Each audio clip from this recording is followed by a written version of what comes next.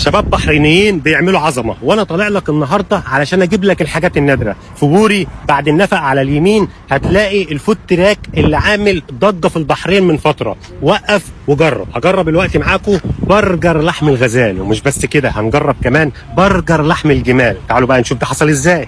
يا جماعه الخير المنطقه، وده الشارع بعد نفق بوري. هتيجي على اليمين ده التراك فود. وقف وجرب. تعال نشوف القصه دي بتقول ايه. يلا بينا. الغزال الاحمر، الغزال. اسامه كاتشب يا اسامه.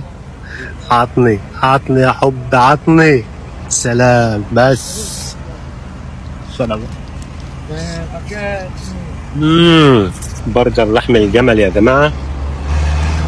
كاتشب يا اسامه بس. لازم الشنب ياكل معانا.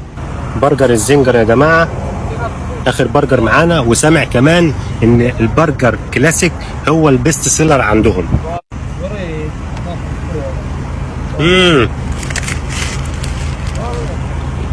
والله ينافس. اللي بيحب السبايسي عليه بالبيف فرايز. رهيب رهيب رهيب رهيب. ينافس وسعره ينافس بالنسبه للكميه. مساء الفل. لازم الشنب ياكل معانا. مساء الهنا، مساء الهنا. بنصور حاجه يا عماد. حاجه يا عماد.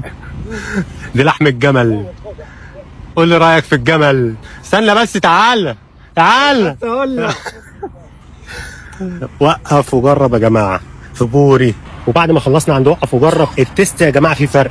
تميز لحم الغزال عن لحم الجمال عن اللحم البيف العادي اللي موجود في الفرايز. وفي نهايه كل فيديو قولوا لنا في الكومنتات مكان نروح نجربه، وهنقول لكم تجربه تستحق ولا تسيبك منها. وعلى الهادي خالص يا عم، يا الناس لحقت تيجي.